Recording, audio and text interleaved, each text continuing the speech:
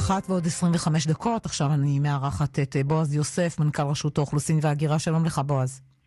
שלום, שלום, צהריים טובים. בוא נתחיל את השיחה הזו במשט בינלאומי נוסף שעושה דרכו לעזה. שמענו שראש הממשלה יצא קודם ממשפטו לאיזושהי התייעצות ביטחונית בעניין, ומעניין אותי איך אתם ברשות האוכלוסין וההגירה נערכים למשט הזה.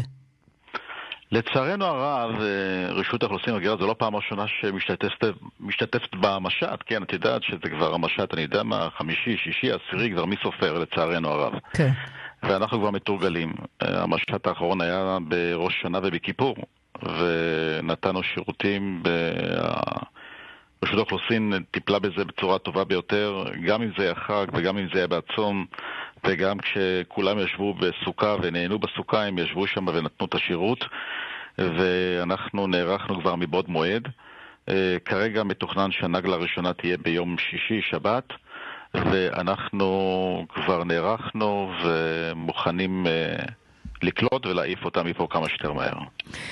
אז זה בעניין הזה. עכשיו אני רוצה לדבר איתך על תקופת המלחמה כל כך ארוכה שאנחנו נמצאים בה, מלחמה ועוד מלחמה ועוד מלחמה, ועניין של העובדים הזרים שמגיעים לכאן. הייתה תקופה שלא הגיעו, בכלל לא היו טיסות, ועכשיו מגיעים עובדים זרים ממדינות נוספות. יש איזושהי הרחבה של המדינות ששולחות אנשים לעבוד כאן. תן לנו איזושהי סקירה איפה הדברים האלה עומדים.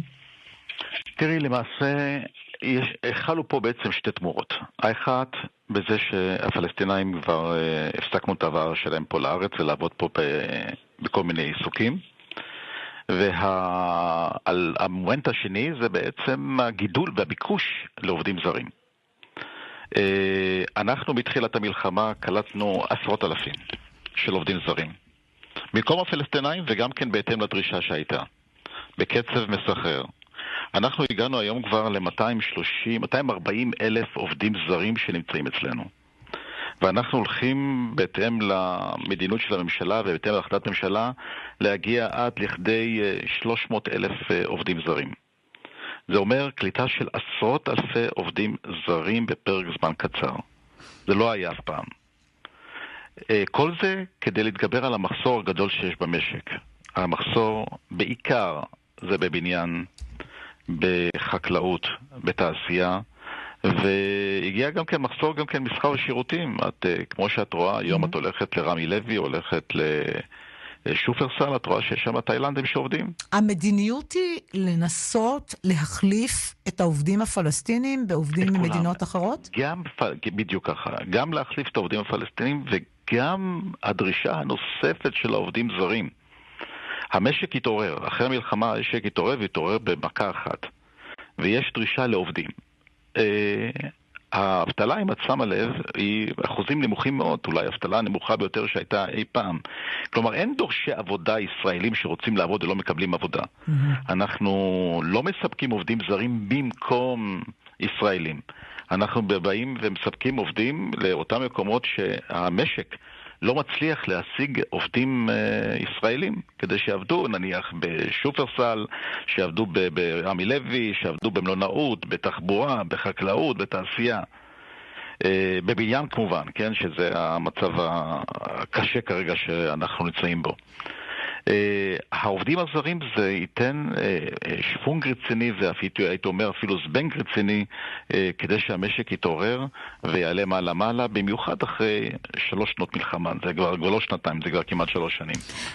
אני רוצה לדבר איתך על מהפכה שמאוד הפתיעה אותי. אני לא ידעתי שאתם כבר ערוכים בתחום הזה של דיגיטציה בכל כך הרבה עמדות שירות. אנשים כבר יכולים לעשות את התעודות זהות הביומטריות ואת הדרכונים בעצמם? יש עמדות כאלה שאני יכולה לבוא, לצלם את עצמי, את יכולה, טביעת אצבע וכל זה? תראי, יש לנו כבר היום 108 עמדות כאלה פעילות, מפוזרות בכל הארץ.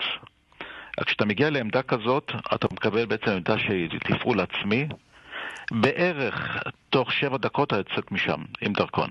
רגע, זה אומר שאני לא צריכה להזמין תור 3 חודשים בראש ולמצוא מקום בארץ, או שכן? את צריכה להזמין תור, עדיין צריכה להזמין תור. קובעים לך תור כדי שלא יהיה לחץ ש100 אנשים יחכו לאיזה עמדה אחת. כן. יש תור מסודר, אבל בתור הזה מגיעים לעמדה דיגיטלית. כל אדם סביר, אפילו פחות מסביר, הוא מקבל על פי הנחיות שהמסך אומר לו. זה לא כולל אותי, כן. הדברים האלה. לא, גמד, לא צריך להיות מומחה לאנדרואיד או לאייפון או כל דבר אחר. פשוט להישמע למסך, תשים את התעודה שלך ישנה פה, תצטלם פה, תלחץ על הכפתור פה, ותוך 7 דקות התושב יוצא עם שיגור למעשה של בקשה של דרכון. יש ביקוש לעמדות האלה כבר? אתם רואים שאנשים, זה נוח להם, אנשים כבר נרשמים ובאים? תראי, התחלנו את הפיילוט ביולי 2025. כן. מיולי 2025 ועד היום, למעלה מ-163,000 ביצעו שם.